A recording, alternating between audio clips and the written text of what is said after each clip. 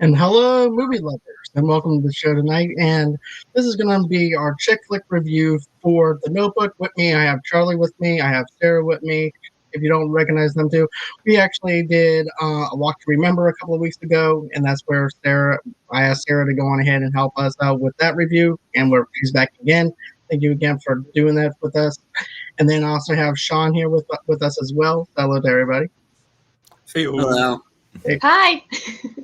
And so it begins. So this movie came out in 2004. This movie also stars Rachel McAdams and also Ryan Gosling. Woo woo. I'm right with you. I like Ryan Gosling. I like him as an actor. I like him in Crazy Stupid Love. He just has that attitude. Just watched that the other day. Oh, I made my husband watch it I've seen it before, but I made my husband watch it and he loved it and he was so mad at me that we haven't seen it before. And I was like, I've tried to get you to watch this for years. What are you talking about? Anyway. Great movie. But yeah, Crazy Stupid Love is a fantastic film. This is a little bit out of our element and stuff like that. But I just thought that just to get a woman's perspective and for her to be able to ask us what we thought about it. So that's why I want to go on ahead and get Sarah to ask us what we thought about this movie. This was our first time seeing it and everything. But anyway, Sarah, you can go on ahead and open it up and all that stuff. Okay, well, like you said, I've seen this before. I think the first time I watched it, I was in like 8th grade or 9th grade. And I thought this is how love was supposed to be. I was like, their relationship is perfect and all this stuff. Now I've changed my tune. And I've kind of had a different experience watching it this time, just being like older and married now and having a different perspective on things. But I'm very curious to see what you guys have thought of this movie. Starting with Sean, what did you think about watching this movie? This was probably my second time, possibly third time watching it. I don't remember. Okay. Going into this, I watched it last night. I do remember the ending pretty clearly. Like I guess we can spoil it because we're going to talk about the show. But like them holding their hands as they're old and passing together. Rewatching it, I will say that it moves very quickly. For a 2-hour movie, I feel like there's no no scenes kind of extend their welcome. It's kind of boom, boom, boom, boom, boom. So I do appreciate that. But I guess being older and married as well and going through different relationships, you see this and it's like, oh, this is the fairy tale romance. Like, with how Ryan Gosling is just infatuated, or Noah's infatuated with Allie. But real world, it's not like that. So, I mean, it's okay. It's not my go-to. It would never be my go-to like romance to pick out. Like I like About Time a lot better. That also stars Rachel McAdams. But I mean, So sad. It's a good date night movie. So True. Charlie, what about you? This is definitely not the type of movie I would watch. I liked A Walk to Remember better than this one. I didn't believe anything that really happened because it didn't. The relationship seemed forced for me. It didn't seem true.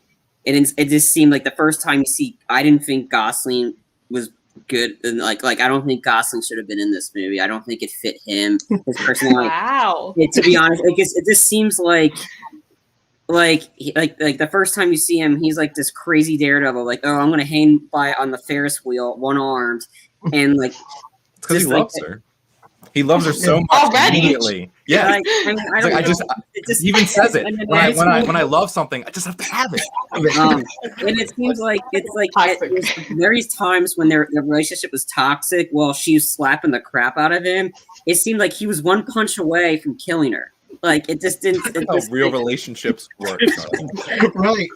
Like you said, I don't know. The relationship just seemed forced for me, and it didn't seem true. It didn't seem genuine. It's like very on again, off again. I'm like, it's like it just kind of threw me off a little bit. I mean, I'm not a huge Rachel McAdams fan at all. I liked her in this one. I thought she was good in this one. I've seen her in like other movies that she's in that I liked her better in. But overall, it just wasn't for me. Like I said, I hated her parents.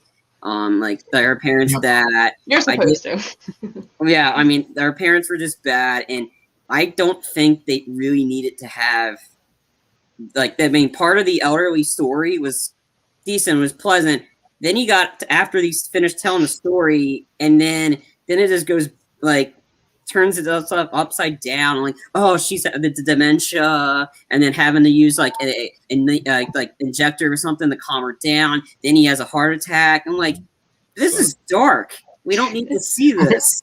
Like, we could have ended the movie like when we barely saw we saw the family show up, and that was it. We don't hear anything more about them just until Allie remembers, like, oh, I have family. Like, and it's just like there was that whole like I said, they could have ended it when her coming, like him finishing the story and her coming back to the house, and then maybe show like a little bit more of the kids and end it somewhere. They didn't have to necessarily do the whole thing. And it is from what I picked up, it seems Nicholas Sparks has got something against female characters. In these couple movies, he's always killing off his female character. You have Mandy Moore's character having cancer. You got Rachel McAdams, the one that ends up having dementia as grown up, and then I didn't see this one, but I remember working at the theater and we had it for The Vow, Channing Tatum and Rachel McAdams. Rachel McAdams getting in a car, like her suffering an injury in a car accident, can't remember anything. It's like, what does Nicholas Sparks get against female characters? I did like the opening, which was cool with the doves. And me being a John Woo fan, I thought like I messaged John with the doves. I'm like, yeah, this movie's got directed by John Woo. I'm like, God, I wish. But and I was like, no, the animal choreography directed by John Woo. But it's like, I don't know. A lot of this didn't seem genuine. The relationship didn't seem genuine to me.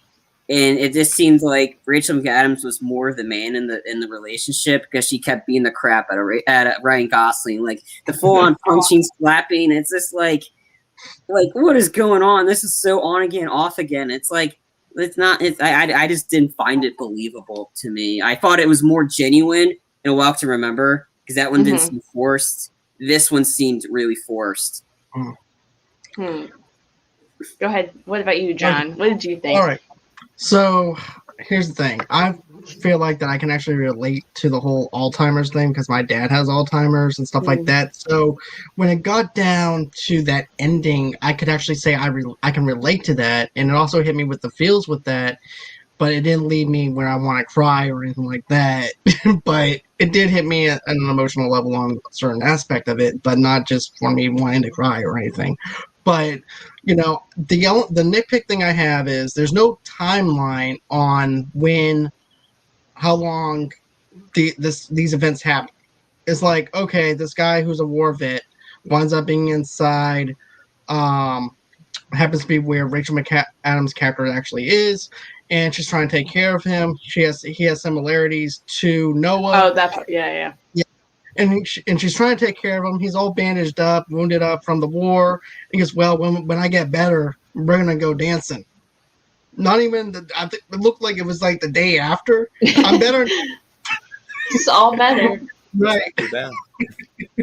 So, yeah, that's kind of a Nicholas Sparks thing where we said that with Walk to Remember, where there wasn't really like we wish they kind of told us how long things are going. They said like everything over like 7 years, I think, their whole love story. Right. But that's a good point. Right. And I do like the whole daredevil thing and stuff like that though too. Is like what can a man do to try and get the woman that he likes to like him and try and go out on a date with him, because there might be hell or high water before anything, you know.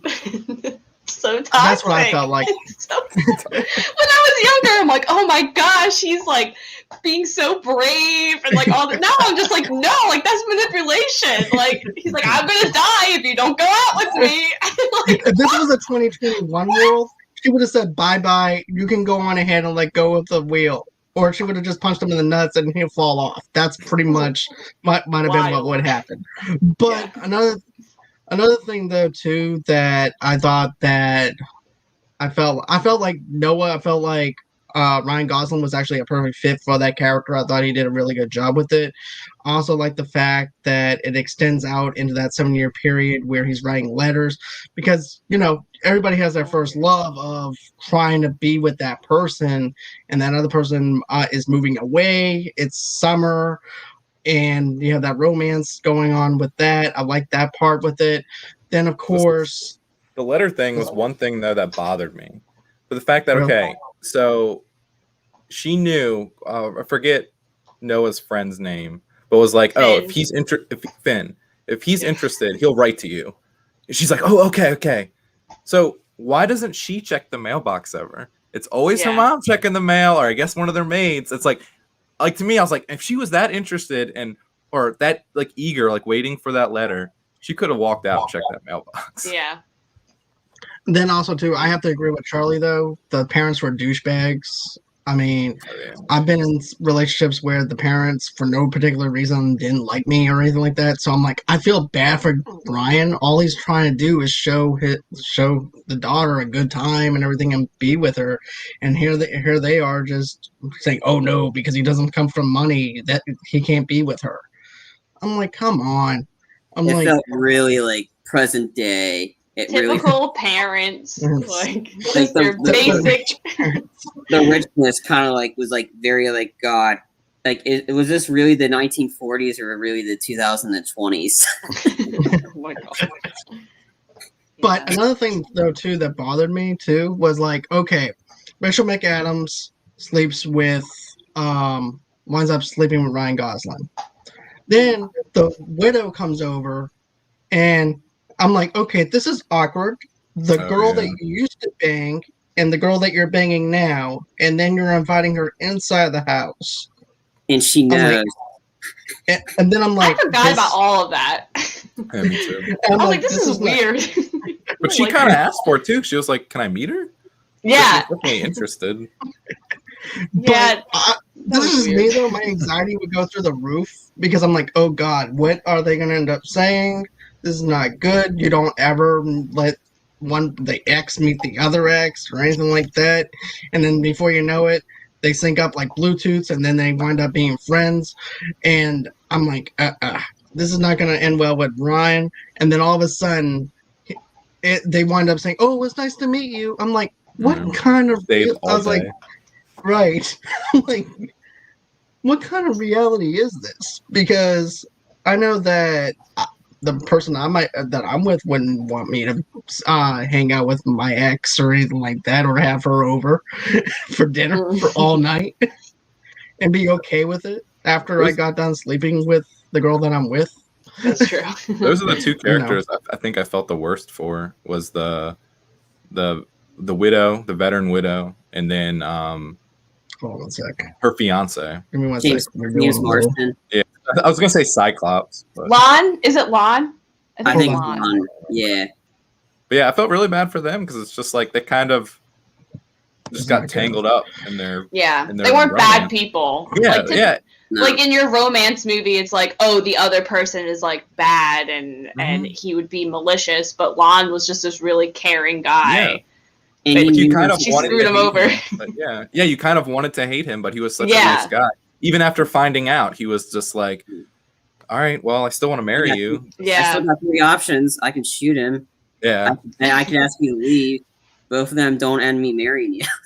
But he knew the situation about the whole parents. Like, he knew, like, well, if you date me, then you don't want to marry me, because then again, then you let your parents win. But if you decide not to marry me, you back at like.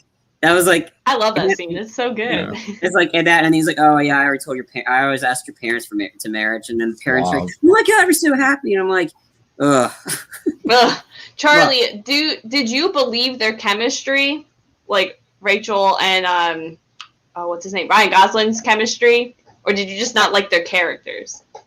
I don't think they really had chemistry. Really? I just don't think they did. It was so on again, off again. So it was really like that was their relationship in real life. Yeah, it was like very on again, off again. Like, it's toxic, and I'm like, that usually doesn't happen. That, but I didn't.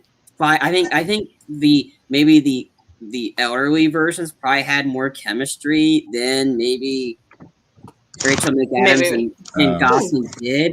And then again, I thought maybe McAdams and Blonde had better chemistry. They had really good chemistry. I just didn't buy it with Gosling and McAdams. I thought, I said, the chemistry between, like I said, the Walk to Remember, I could see that chemistry between Manny Moore and Shane West. I believe that. This not so much. Oh, I disagree. I think they have insane chemistry. Like, I think this movie and the script works because of them. Like, I think if there's anyone else, I think the line where Rachel McAdams like, if you're a bird, I'm a bird, which is so stupid. I think like her delivery is just perfect. I think them screaming at each other in all their fight scenes, like it's dumb and stupid and toxic, but like there's just something special between them. Plus they were, I think during the movie they were actually dating. I know at one point they were, and I read last night that like they hated each other during filming and then started dating during filming. So like, to me, I'm just like, this is real. Like, I love them. Like, but they definitely had a playfulness between them that seemed real. Yeah, I agree. I think John's having technical issues. What did you guys think of the framing device with the telling the story and how it started out? Kind of like Princess Bride. It kind of reminded me of a little bit. I did like it. Just like you said, like Princess Bride. I did though feel like, because I was actually talking to my wife about it, like it just feels broken up. Not in a bad way though, but it's like fair, and then them in the street, and it's just like there's no like kind of transition. It's just like hard cuts, if that makes sense. Yeah, but I agree. But for the fact that he's reading like a story or a diary that she kept, it makes sense. So it's kind of. That's true. I kind of like I said, I would have preferred maybe if they just told the story from the 1940s and how they ended up. Yeah. I don't know like what happened, like her of that age, because we don't know. Like they said, how much time do we have left? Again, that's Nicholas Sparks' issue, the whole timeline and stuff. Like we don't know time periods, and that's like, and like kind of like we kind of want to know what's like what year is it, how long it's been. I think they're old. Yeah, like yeah, I think so 80s, too. But I like this 90s like, old. Common like I not notice like, hey, this is what's going on. I mean, if they just told the story maybe from the 1940s on, maybe like it would have made the transitions a little bit better, because I think that it was very wonky, like back and forth a little bit to me. Because like I said, I want to know like how like what the like more. I kind of want to know more about the family, because they briefly had them in there and then they left. Such a good scene though, to where they're like, "Come home, Dad." And he's the just twist. Like, he's like, that's my girl. Like she is my home. So I think it kind of falls apart in the middle of the movie once they get that reveal, and like, oh, that's Allie, and they're still trying to do this, like, who's she going to end up with? And you're like, well, that's obviously Noah. So, like, I think that part just kind of falls apart towards the end. I mean, I kind of had a feeling it was Noah to begin with. That's what I was going to ask you, Charlie. Did you know going in that the old couple was them? No, I never read up what happened. I never saw the trailers. I just had a gut feeling. Once I figured out the old lady was named Allie, I was like, the guy reads her, and like I had a feeling it was Noah the whole time. But when you started watching, you weren't like, oh, that's our two characters. You know what I mean? Like, you didn't start off thinking that, oh, that's Allie and Noah. That's I mean, I kind of like once the nurse in the beginning mentioned Allie's name, I kind of had a feeling it was Noah. So I mean, like I said, so then it's like them telling the story, and it's like, okay, if I already know it, just I didn't like I said, I didn't read up any of it beforehand, so it was just the inclination, like her name is Allie. I'm like, okay, I'm pretty sure that's Noah. That was his little twist that he likes to throw in to his movies. Oh, you're talking about the plot twist? Yes, we're talking about the framing device of them telling the story and then finding out halfway through that it's actually them. Or I I think it was trying to set up, like, you find out that it's Allie, and we're still not sure if the guy, because he says his name is Duke. Yeah. Yeah, so you're like, is this Lon or is this Noah? But I think it's pretty obvious that it's Noah. What if it was neither of them? Right. Just some random guy. Just some random guy. Yeah, then, well, like I said, I think if they started the movie, like, instead of, like, reading the story, this had them, they start out in the 1940s and have it build up, and then go right into that, and then you can figure out, like, I don't know, I think it would have been a little bit more believable if they started in the 1940s, and then instead of where you started the book at, have the movie just start there, and then build up. To be honest, but yeah. But yeah, he does do those plot twists a lot. To be honest with you, and there was like was one movie where I think was someone that was already dead, and he didn't know that he was dead, and everything too. That was another plot twist that he had, and then Nicholas Sparks tries to be like the M. Night Shyamalan of romance movies, but it just doesn't deliver.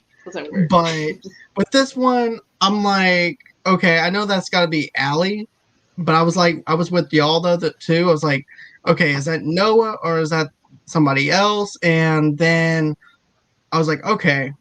And once I realized, I picked up on the mannerisms and stuff like that, and also what the kids look like. I'm like, okay, that's Noah. So the plot twist didn't really do much for me as far as that goes, but I do feel like there should have been like a little slow build up towards her meeting him for like the first time. But then again, this is going based off of memory of the Notebook itself. So some things might be spotty, some things might be kind of rushed. That's another thing, though, too. That was like the little nitpicky thing. All of a sudden, that guy winds up becoming healed overnight, and now he's going out with her, and now he's engaged. But I do like the fact that there's like that one part where he sees Allie, and he's on the bus, and he winds up telling the bus driver to stop the bus. And I was like, okay, so he's still the daredevil that he once was. So what love does to you. Right, according to Ryan Gosling, but he winds up all of a sudden he shows her the house. I liked how he fixed up the house. I like the transformation of the house. I want that house. I love that house. That's the dream. Now that I have to say, they did take their time on the rebuilding of the house and showing everything that he put into it. So they did take their time with that. I liked the father putting up the money, flipping the bill for the house. I thought that was pretty cool. But yeah, overall, I mean, there's like little nitpicks and stuff like that, but it was okay. It's not something it's not gonna be my go-to movie or anything like that. Isn't this though, like, if you like let's say you just Google like best romance movies, isn't this usually number one, The Notebook? It's pretty high. Because usually, I don't know. I just always thought this was like the standard. But I thought it was like, I personally, before watching this movie and seeing the reviews for it, like just seeing the overall rating wise, like I thought this movie was positive, like high 80s, 90s. No, this movie got mixed reviews. Really? I was like, I read that and I'm like, wow. I was shocked because personally, this from everybody's talking about this movie, and then a lot of them were mixed. Like some of them pretty much the main standout was Rachel McAdams' character. One reviewer didn't like Gosling as he thought it didn't really seem to fit for him. They didn't like the whole ending, mainly because the dark morbid of the elder what happens. So it's like for a romance movie, you don't really want to like get people like scared because they get the her freaking out with the dementia and then having her inject her or something. That scene is really tough to watch. Like that one. I lost it a couple of times, especially that scene. I was like, I can't watch this right now. that was, and then he immediately has a heart attack, and then he's had a couple already. I'm like, we don't need that, and then him visiting the doctor, like that's nothing to really do with the story here. It's just okay, he's going to the doctor. I think it's to show you like how old they are because they're not giving a timeline. Yeah, I think it's like It was also to show that like they believe that if he read to her that it wouldn't work. But he's like so gun-ho that it's gonna work. And even in the book it says like she writes a letter to him saying like, "Hey Noah, read this to me and I'll come back to you." I'll come back. Yeah. And it does wind up working for like a short period where she does wind up. And I also feel like, is she in a nursing home or is she in a mental institution though? Because only nursing homes that I know of don't give anesthetics if someone's actually acting out like that to settle down. But I don't know why he would be there if it wasn't just a right. nursing It's home. just something that was kind of confusing to me because it's like, oh, she's acting up. I need to go on ahead and give her a shot. It's like they put her in a straitjacket. I'm like, what is going on? Restraints. Yeah, they were really like firm with her. I don't know, like that now in like 2021. I'm like, is this the proper stuff to be like filmed in this movie? Like, are they doing this right? Is this going to give people the wrong idea? Like, you know what I mean? Like, it was just very like, this does not seem safe. Like, they just were like holding on to her and like shoving her in the chair, and I was like, what is happening? Yeah, she's freaking out. And it goes to the whole idea that I mentioned that Nicholas Sparks doesn't like female characters, or like this, like he always either kills them off or gives them some sort of disease. She's like sitting in a wheelchair, like with everyone else, and I'm like, this is. I'm like, what is going on? It's like, what is going on? But it's like, yeah. Like I said, I think he's and then like I said, I mean, his plot twists aren't like M. Night Shyamalan's. Like, I mean, like I said, I don't know. Like this is me personally. I was able to, I picked up on it pretty easily. But then again, that was me. But it's just like, I don't know. There's just a lot of like, like a lot of men. Like I said, this definitely wasn't me, and I'm not a huge. Oh my god. Wow. Thanks for that. Can I just ask, am I the only one that cried in this movie? I'm gonna say yes. So actually, surprisingly, I did not cry. I usually cry like a lot of movies, but I don't know. This one did not get to me. Right. The last scene was probably the saddest, but yeah. I know Charlie didn't because he's clapping like woo. I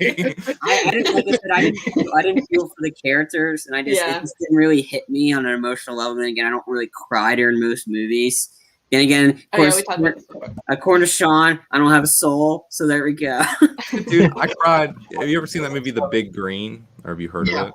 So I cried at the end of that movie. Like, so that's how easily I cry. That's it's like kids playing soccer. Like, it's terrible.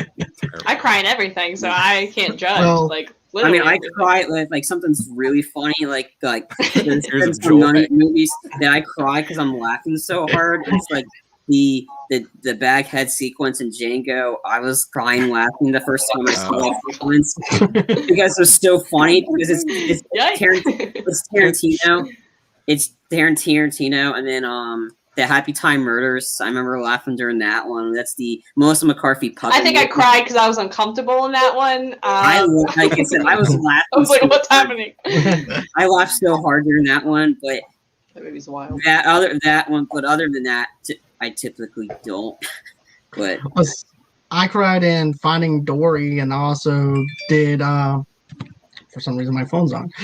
So, anyways, I also cried on whenever it comes down to like father and son relationships, like Barry Allen in The Flash. That gets to me on an emotional level with the father being in prison and Barry's trying to prove his innocence and stuff like that. When it comes to father and son relationships and stuff like that, I'm on an emotional level on that part. Also, too, I want to say I also cried on Toy Story 3 as well. And those were like the three things that I can remember crying on. This one, it hit me at an emotional point where it was there, but I didn't cry. It was like, because like I said, the Alzheimer's part and everything for me hit home for me. Mm-hmm. Them dying together hit home with me. Mm-hmm. A lot of aspects reminds me of my mom and dad and everything too, because that's the relationship that they have, kind of, minus the girl that used to bang and the girl that he used to, came over and everything. But I got close in 2 movies when I it was the end of February 7 when they did the tribute to Paul Walker at the end. That one kind of hit close because I knew because I liked him, and it really like how are they gonna do it, and the Bradley Cooper Star is Born. That was an oh my god, I lost my. Yeah. Oh gosh. Like I knew it was gonna happen because I didn't see the old remakes of A Star Is Born. I was more intrigued in this one because like we've seen the trailers and like I typically don't go to the theaters to see that one. I wanted to because like this. So just reading up on it about how much time and effort Bradley Cooper put into this movie. Like he spent months doing voice lessons. He got voice lessons, so him singing was him singing, and it paid off. Right. And it was worth it. And then the Oscars screwed them. Yeah. Yeah. Can I tell you what happened to me when I watched this movie last night? 8 minutes in, you saw your tweet. I have seen this movie. I've said before. I've seen it before. I didn't really cry. I don't think. Last night I lost my mind. I don't know what happened. I'm like watching it on my phone. I'm in our bathroom, and I'm like about to go into bed and like finish watching it. My husband's passed out, and I had to stay in the bathroom and watch it because I was sobbing uncontrollably, and I didn't know what happened. Like out of nowhere, when that whole scene happens and Duke Noah's on the bed like crying, I lost it. And then when he goes in, they're talking to each other. And they like die together. I'm literally just like I couldn't breathe, and I was like, "What is happening to me?" I go and like lay down, and I'm like looking at my husband. I just start sobbing, and I'm just like, "I love him so much, and I'm so happy that I have this relationship." And my husband like asked me today. He's like, "Were you crying when you came to bed last night?" And I was like, "Yeah, I didn't want to wake you up." And he was like, "You did." And I was like, "Oh, I'm so sorry. I watched The Notebook and I was just a mess. Like, I don't know what happened." But yeah, it was an experience. When I saw your tweet, I felt like Ron Burgundy. I'm like, well, that escalated quickly. Yeah. I was okay. I'm like, I'm strong. Like, this is a really toxic relationship, but like, it's okay. And then just the end, like them just being still loving each other, and that he like was there just for her, and that he like read to her, and like I'm choking up right now. Like it was so beautiful. Like that's like it shows that kind of love that like people look for and like search for, that like he gave up everything to be there for her and still cared about her and was like going to bring her back even though people told him it wasn't going to work. And I was like, it's just beautiful. Like it got me. I like the realtor sequence where everybody's trying to buy the house, and then the $50,000 one comes out with a shotgun. It's like, well, he's about to pull his are we going to have an inner drive sequence where the lady's just standing there and then a shotgun to the face? Like he's about to do that to the realtors like easily. I think his character confuses me the most, where he just I don't know. I don't really believe him, Ryan Gosling's portrayal, and James Garner's portrayal. Like, I don't feel like they're the same person. You know what I mean? Like, it just feels different to me. And Noah, watching it now, older, like before, I'm like, I love Noah. He's a great person to want to marry someday. Now I'm just like, he never got over this summertime romance like for years. And I mean, I guess that happens, but like to me that's what was unrealistic, where like he did everything just for her and never moved on and was still holding on to it, and was just so like knew she was getting married and knew she was happy and still was like, it's not over for me, and just kind of jeopardized. And especially the last fight where he's like, what do you want? You gotta decide what you want. I used to think that was so like great, and now I'm like, no, it's terrible. Like, why is he screaming at her? This is not. And he's like, that's what we do. We fight and we yell, and you're a pain in the ass, and I'm a son of a bitch. And I'm like, no, this is not okay. Like, so last night when that scene was going on, I was watching it. My wife was right next to me, and she looked. She goes like you're an asshole or whatever, and you tell me I'm an asshole or whatever. My wife goes, She looks over at me. I'm like, yeah, it's a lot like us, isn't it? I mean, yeah, we fight. Like, married couples fight, but, like, not like that. They're, like Charlie said, she's, like, slapping him and pushing him into cars and the wall. And I'm like... He's, like, beating the crap out of him. I'm like, wow. Like, get out of here. Just slapping him. Well, it's 1942. Yeah. And it's like... I thought and like I said, even him going to war didn't help either. I mean, he went to war and he lost his friend, and it's just like, and then like how that was shot. I was like, whoa, okay, that was for 2004. That was pretty cool. How they shot the whole war sequence, even though it was like 2 minutes. Right. Yeah. 2 minutes of war, but I felt like it grabbed the emotional attention during that time for whenever his friend did die, but I didn't really feel that connectivity with the friend like I thought I would. I knew it was going to happen. Yeah. I just didn't know when it was going to happen. He went to go join his entourage. Right. And another thing, though, too, is I thought to myself with the whole entire thing with him yelling at Allie and everything, I was like, both of y'all don't really know what you want. No. That's what I was thinking. I was like, it was all these things that combined together, the memories of her having with him, all being combobulated into one big, huge thing where, you can act on impulse, in which they did, and because you actually still have maybe some type of feeling for that person because that's your first love, but at the same time you also have to set boundaries for yourself that you're not going to put yourself out there because you're already with somebody and everything. But I also feel like this too, she got a carbon copy of Ryan Gosling, Noah, from that guy. So it's like, okay, well, I can't be with Noah, so I'm just going to get this army guy who happens to act like Noah to be my husband, is basically what I got out of that. Because if you actually think of it, everything that he said was something that Noah said. And whenever he woke up from, whenever it was, when she was taking care of him and everything. And there was a line, I forgot what line it was, but it was like the same type of line that Noah used. And it made her remember who Noah was and saw something in him that reminded her of Noah, that I felt like, okay, she's basically trying to look for Noah in someone else. Oh, I never picked up on that or thought of it like that. I got like the obsession bit a bit, like to where he was that dedicated to liking Allie. Yeah. And then how she found out about Noah's for the newspaper while she's wearing her wedding dress. And I was like, she fainted. And then nobody was doing a trust fall. Nobody helped her. She's just in the bathtub with the veil and switching it on and off with her foot. I used to try to do that all the time. I couldn't figure it out, but I'd be like, I'm gonna be like Allie, turn this on and off with my. To go into what I said about the guy, his friend joining an entourage. His friend is played Kevin Connolly. He was on that show Entourage with Turtle.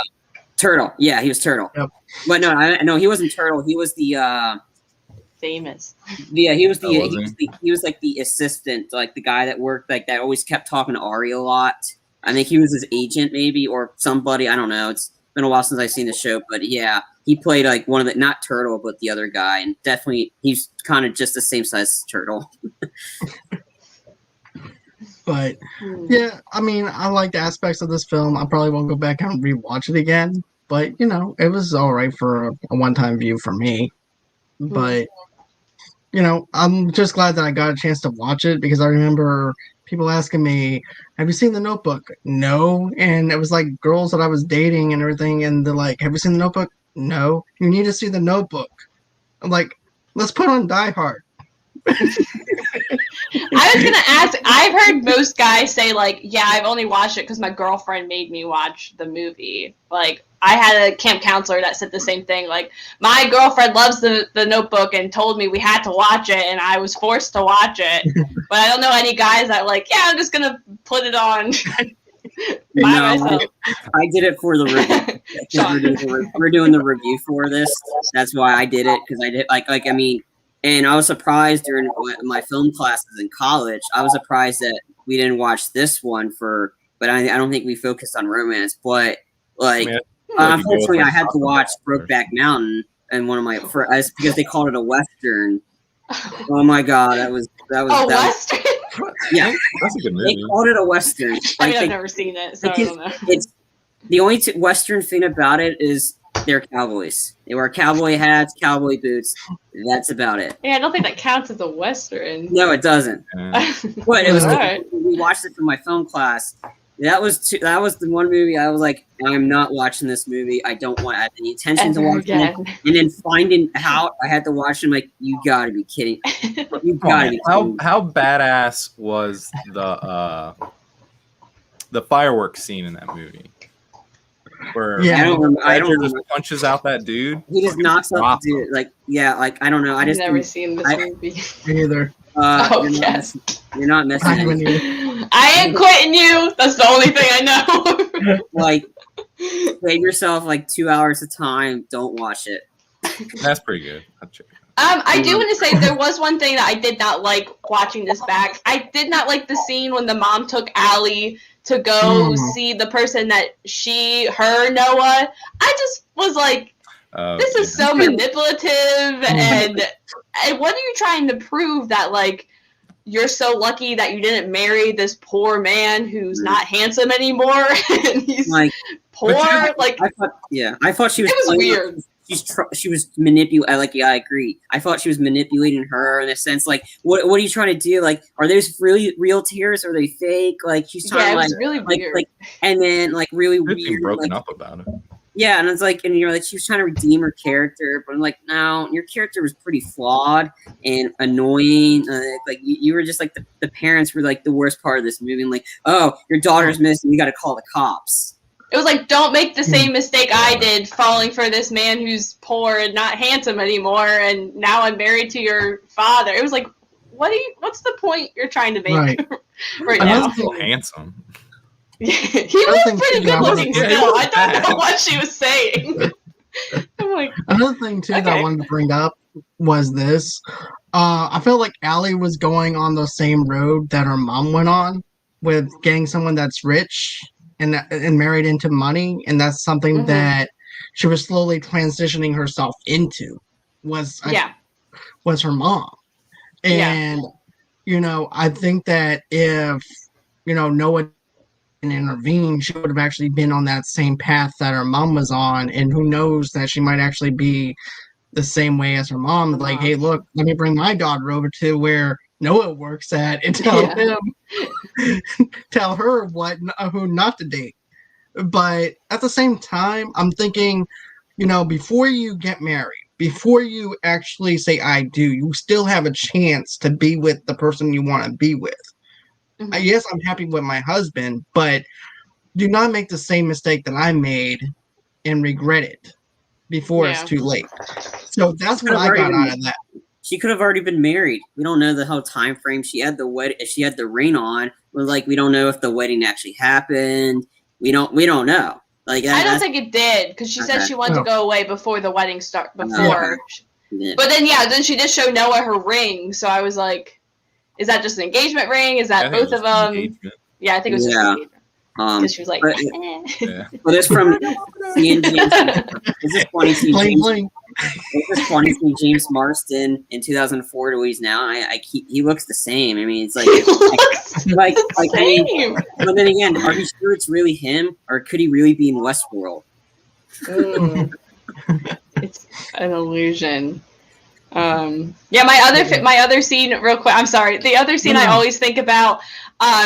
We kind of talked about it, was when they first go to the house and he's showing her the house, and then they start to kind of make love with each other. When I was younger, I did not understand what was happening in this scene, when like you see him take off his shirt and then her take off her bra and then like back and forth. I remember thinking like, that's how it's gonna happen. Like, when I make love the first time, we're just gonna awkwardly stare at each other while we're taking turns. And no, that's not. It's just really weird to watch, like his reaction, her reaction. Like, okay, and then it gets interrupted with the police and all that fun stuff. So I just thought that was like, I thought that was creepy. That was like in that old house. I'm like, yeah, it's so weird. It was. You know, at that age, was you getting just gotta do it where you can. That's true. Find a Right. secluded spot. I like when I forgot she says to him, like, I've been waiting this long for this. Like, this is what I've been missing when they finally did have sex. I was like, oh my God. That's so rude to your I thought that would be fiance. terrible. Yeah. She's like, I can't believe I've been missing this for so long. I'm like, oh my God. And then I liked how, Ryan Gosling, Noah says, "You're about to kill me, woman." Yeah. All this completely went over my head. I was like, what are they talking about? I don't get it. How is she gonna kill him? Yeah. What's happening? She got a gun? A knife? I don't know. She could use her bare hands. That's what She's like, you've been going all night long. I'm like, what's I mean, happening? it's like she had no problem beating the crap out of him. Yeah, like anytime they're she having just walking around the house naked and the mom shows up and I was like, oh no. Yeah, I was like, casually painting the canvas. Yeah. I mean, the mom's like just looks at her like, oh, that was awkward. That's just as awkward as the widow, to be honest with you, too. It'd be funny if she was painting the canvas and the widow shows up. What you doing? Terrible. Yeah. But yeah, but overall and everything, I think this movie is okay. I mean, I know that this is, with the mixed reviews, I feel like this is the cult classic of romantic movies with the mixed reviews. And this is on everybody else. If you're a woman, this is going to be on your chick flick list for sure and everything. I know that me, Charlie, and Sean are not probably going to pick this movie up again and dust it off or anything like that. But I know some better Once a Ryan month. Gosling movies. Yeah. right. Some better Date night. topless Ryan Gosling movies. seen it once. Once was enough. If you guys could recommend another romantic movie in similar to this, not necessarily a romantic comedy, but another romance movie, what would you recommend? Don't watch a lot of romance. Like straight up romance, or we're talking about like Give me a romance rom-com? comedy. We'll go with rom-com a little bit, but more maybe on the serious side. Mm, Oh, damn. I I don't know. really I think this counts as romance comedy. The Crazy Rich Asians. I think that movie is I've pretty never seen that. romantic. Is that good? I cried multiple times in that movie. I want to see it. Yeah, I've seen it's clips. good. It's pretty a good. feel good movie. There's sequels in the works for it because there's I'm so there's excited. a series of books. Yeah, I've seen the ending. I've seen bits and pieces of it, and it's just good. Crazy, like crazy how rich they are. Crazy Rich. Hence the I think another older like romantic comedy for me is 13 Going on 30 is my. It's not the same vein, but it's one of my favorite Right. movies. Listen, 2 picks for me. Number 1 would be The Wedding Singer with Drew Barrymore and Adam Sandler. I like that one. And then, of course, I got to go with Crazy Stupid Love, which is another Ryan Gosling movie. That's what I would recommend. Because it's nonstop laughter. It's a perfect. If I was going to recommend this movie, because I used to work at a video store, if I had to choose between The Notebook or another Ryan Gosling movie, it would actually be Crazy Stupid Love, because there's stuff in there for men, there's stuff in there for women to enjoy, there's a plot twist that happens within the movie in itself that keeps you entertained. This is nonstop laughter, just about. And also too, and Kevin Bacon's in this movie. He plays a douchebag that you just want to punch his lights out on, but It's so good. overall that's more enjoyable. And it's a feel good movie too, and you're still gonna cry and all that. Right, some of my recommendations. My number 1, of course, would be Knocked Up. That movie is just hilarious. Like that was the very first Judd Apatow movie I watched. Was that because I was going to watch Superbad the next day. But the opening sequence had me laughing like the kid, like Judd Apatow's kids. If anybody know that the 2 daughters, that Leslie Mann's daughters and Paul Rudd's daughters in Knocked Up, they're Judd Apatow's kids. If anybody didn't really know that. No So anyway, like the sequence where the oldest one is like no, the youngest one's like, I googled murder. You googled murder? It's like, what did it tell you? It didn't tell me. They gonna show me a bunch of pictures. And then you meet Seth Rogen's crew, and they're just hysterical. And then the whole joke with the beard like ripping on the guys for his beer just to get him just give up so they can give the rent, and them quoting like if we all get laid tonight it's because of Eric Bana in Munich. Like I said, I mean, in one of my reviews that I wrote for our This Is Toast, our podcast was Munich. That was our old podcast. Was This Is Toast, and I wrote a review of Munich, and I wrote in it one of the reasons I wanted to see this movie is because the guys that knocked up were talking about this movie and how badass Eric Bana was. So I got it knocked up. I not comedy romance. Like I gotta recommend A Star Is Born, the Bradley Cooper version. Best favorite romantic. Because I haven't seen it, but I've seen the other version of it, the Encore edition, which is the Blu-ray I got, which has more scenes in it. And it's changed the movie. I think there's a lot of different stuff moved around. Like the end song, not the one Lady Gaga performs, but the one that's played during the credits. That song is you see more of the wedding, like the more of the wedding between Bradley Cooper and Lady Gaga. You see more of that scene as she sings that song during the wedding. So there's a lot more of that. I mean, that one was just like I don't watch those movies. I did because I started to get into Oscar stuff. I saw that in the theaters, and again, that was robbed. That was 100%. They were robbed. Like they were both robbed. They were so good. Why? But that one was robbed. I believe their chemistry. They were in love. I will go to my grave saying that they were in love with each other. But and then the only one best song in this scene because one of the movie critics, Kevin McCarthy, the DC reviewer, he was saying he was going over what they rate for Best Picture. They do a list and they cross off the paper. So what technically wins as Best Picture isn't the Best Picture; it's the third best.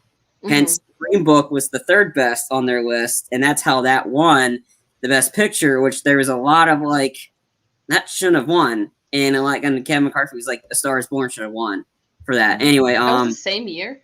Yeah, it was. I think it was 2018. 2018, right? Yeah. Yeah. And a joking one that this is not really romance is John Wick. John Wick's love between him and his gun. Him and the dog. Yeah, the dog. Definitely the dog. And, I can't watch that movie because I have mine. The sequel is like him with the other dog. I got to just do a joking one. John Wick's love between him and a gun. I did do a good one, but the first two, Knocked Up and A Star Is Born, I definitely would recommend. Especially Knocked Up if you're a Judd Apatow fan. He's not so great as of right now. Like he hasn't made after he did Knocked Up, I don't think the other ones haven't been great. Like Funny People, I didn't laugh. It's not really funny. I mean, I didn't really like that one. It was just more dark humor. Yeah. I mean, I like the first two. Like the 40-year-old version was pretty funny. Like the banner between Paul Rudd and Seth Rogen was hysterical. The two. I mean, he didn't direct it, but he produced Superbad, and Superbad's pretty funny. Seen a very young Michael Cera, and Dave Franco is briefly in it too. Oh, yeah. James Franco's brother. I would recommend About Time. That's one of my favorite. It's actually one of my favorite movies with Rachel McAdams. I forget the lead actor's name, but he can travel. Is it Brendan Gleeson or something? It's his son. I can't say his name. Yeah. The one that's he's in everything. Yeah, he's in a lot of stuff now. Star Wars. He's one of the villains in the new Star Wars. Wasn't he one of the Weasley brothers? Yes, he was Bill Weasley. The older Weasleys. Yeah. So yeah, that's really good. He can travel back in time. Dominic Gleeson, I think. It's pretty good. Actually, Charlie, if you've never checked this out, I think you would probably like it. I think it hits your humor style pretty good. Okay. It's good. Okay. It's unique. I haven't seen it. It's good. I've seen parts of it. I haven't seen all of it, but it's like one of my favorite romantic comedies and probably one of my favorite movies. And then also, if you don't mind watching anime, Your Name is really good.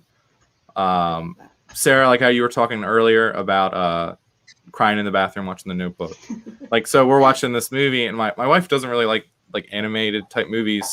So I'm watching in Japanese. She falls asleep. I had a little too much to drink. It was near the end of the movie, and there's this one scene that's just it got me, and I'm just crying, sobbing. And she wakes up from that and looks at me, and the look on her face was like, why did I even marry you? Like, what is wrong with you? And I was just like, it's so beautiful. Like, they love each other. That was me last night. They can't meet. But essentially, this guy and this girl, they keep switching bodies every time they go to sleep, and they're trying to figure out where they are. They slowly figure out what's going on, and then they slowly get to know each other, and they slowly kind of fall in love, and they're trying to meet. But it's really good. I know it was. Man, I'm like already tearing up. It was a big That buzz sounds a few years back, and I know there was rumors that I think J.J. Abrams was going to try to do a live action one. Yeah, So I if he remember does, Ryan Gosling is the star. Ryan. Two other ones. Yes. Two other ones that I was looking for my collection. Dirty Grandpa is hysterical. It's got that romance element. Is that right? It's in a sense. It's Zac Efron and Robert De Niro. Essentially, Is it the love between a man and his granddad? Is that the No, whole I don't Aubrey know. Plaza? Is she in that? Yes. This movie, well, when I watched this for the first time, I was laughing. It was hysterical. Seeing De Niro in a different role, like you don't see him in a comedy. This one was raunchy, but it was funny because I think it's mainly Zac Efron's character was supposed to get married to Julianne Hough's character. So in order to do that, like her Zac Efron's grandmother just passed, so it's just Robert De Niro. So they're trying to like going on a trip, and De Niro's like, "No, we're really going on a spring break or whatever." And it's and then he finds somebody else he likes, played by I think it was Zoe Deutsch. So he ended up liking her, and then of course, and then it's Robert De Niro trying to get a hit on Aubrey Plaza, and that was the first movie I saw Aubrey Plaza in. She was hysterical. Scott Pilgrim. She's in Scott Yes. Pilgrim. Yep. Yeah. Well, Does that count as romantic comedy? Because that's my. That is Yeah. good. That's my favorite. Look, she likes Scott Pilgrim too. Yes. Yeah, I didn't. Who doesn't like Scott Pilgrim? Yeah, I didn't pick up on Aubrey Plaza. And That's one of the best movies ever made. Well, that's a whole different discussion. It's Yeah, my favorite movie. And then this I one love it. is, and this one, if any of you are huge movies of so bad movies they're good. This one's not listed as a romantic dramedy, but it's clearly not. Tommy Wiseau's The Room. The romance in that? It's you could say. I've never seen it, so I Lisa! I have the book. And it's I'm this making love to movie you, called Lisa. The Room. Oh, hi, Mom. is Oh yeah, those love scenes are clearly romantic. No, The Room is one of the worst movies of all time. So It's one of those so bad movies. It's good. Like if you It's know not. it's going in, Not good. it's enjoyable. It's one of my, like I said, I got into it. But The Room, Sit down. it's just hysterical. Like I said, John and I were trying to we're trying to do a review for it. I mean, we're like, we need to because this movie is one of the greatest bad movies of all time. Oh hi, Mark. Oh hi, Oh Mark. hi, doggy. Is it like Dolomite? What? Like Dolomite? Like similar to that? It's not Like I know Eddie Murphy. They did a My Name Is Dolomite, I think, on Netflix, but it was kind of like not making fun of it, but like how they filmed it, and it did kind of remind me of some stuff I've seen. Did you Yeah, ever see the movie The Disaster Artist, which is the one with James Franco playing Tommy Wiseau, how he made the movie? Okay. That movie's really good. It's just I how enjoyed he made this insane. Like, Okay. yeah, he didn't plan. Like, he really thought he was making an amazing. Well, now he's saying it was a joke, but Yeah. he tried to make this amazing movie, and it's awful. It's terrible. It's It's this movie it's is not like, good. The Room is like is now a cult classic. It's like they have midnight. They used to It's like Rocky Horror. Like they had- They okay. go They and had- they throw yeah. spoons and like I've gone to one of them at one of my local That'd be theaters. They so had fun. the showing of The Room, and it was just four of us, and we were chanting the whole movie. Like we didn't care what the plot was. Like some people are like, if you see San Francisco, we were like water. We were like disaster. I did not hit her. I did not. It's bullshit. Like I can do like the quote is like it's like I did not hit her. It's not true. It's bullshit. I did not hit her. I did not. Like I quote that movie all the time. Yeah, The Disaster Artist was based off a book called The Disaster Artist that the Greg Sara wrote and then that's when they made it a movie. And the Disaster Artist won a Golden Globe. And it was James Franco's performance won the Golden Globe. And he would have gotten an Oscar if something didn't happen afterwards. And they actually had the real Tommy Wiseau show up. Him and Which Grace was the best moment. All right. And he was about to speak. He like stole That would be great. But now, Anyway. I don't think that's a romantic movie. when I bought the movie, I got his headshot and he signed it. You should Oh my frame God. that. The I actual love- Tommy Wiseau signed the headshot, and that's his autograph right here. And it's like when Oh my gosh. when I bought the movie, and it's like, Yeah. wow, You They gotta don't even frame do that that and put that anymore. up, Charlie. Don't keep Yeah, it you on. I got two versions of his headshot. One was he signed, and he didn't. But Okay, no, you it's guys have to review The Room now. That's your next. Right. yes, we need to. It's We one of are. the- 'cause I got And Scott Pilgrim, since you don't unless you already did that. No, we haven't reviewed Scott. We talked about in our worst, just- our least favorite movie. Best. 'Cause that was Your my favorite. best, not mine. But can you tell me, like, when's The Pandemic correct over, list. I'm gonna have to come over to your house, and I'm gonna I'll have just to go back and watch that. like he's gonna have me sit there and watch with Sean, and Sean and I are gonna watch Scott Pilgrim together. He's gonna point out why all the great moments is this. I'll Yeah. explain to him while it's playing why it's so I good. do the same thing. I'll be like, "This is important. Watch this. Yeah. Look at this. It's so cool." But and I bought a book. I think this book was called the Bad Movie Bible. So essentially, they rate all these, not just The Room, but it's like all these bad movies that have been out there, and The Room was one of them. And the higher the rating, the more cringeworthy it is. But also that means it's more funny. Like another one that, like The Room, was Samurai Cop. And that movie is hysterical. That one we'll have to do a review for that too. But that was the first bad movie my dad got me hooked onto. Because he was saying it was trying to be a Lethal Weapon like movie, didn't end up working like that, but it was in a great way. And they did and it was never released in theaters. And I saw, and then the first time they released it in theaters, I think it was in early 2018. It was a riff tracks of Samurai Cop, and I went to go to the theaters to see it, and it's just the dialogue is so cringeworthy. It is like my dad and I just cried laughing because it's just so bad. But Yeah. now if you buy The Room, now you get Tommy Wiseau underwear, and you also get a mask for yeah. So you don't even Is that get a true? headshot anymore. Yeah. But you get underwear and a Is it- mask. Is it Yeah. previously worn underwear? Yeah. Is what I want. Yeah, this is actually he runs a store. Anything that you buy from him is his store. So Like, it probably is underwear he wore and Yeah. just like takes it off and chucks it in I the don't know. No, that's even worse. He's really He's How really did we get here from the Notebook? I don't know. It's like I said, I don't know. We were talking about like Romance. movies. Right. And So I just have to bring up The Room because I was looking at my my movie section. And I was like, yep. The most romantic. It's just so quotable. Well, if you're looking for a gift for your romantic partner, used underwear, maybe okay.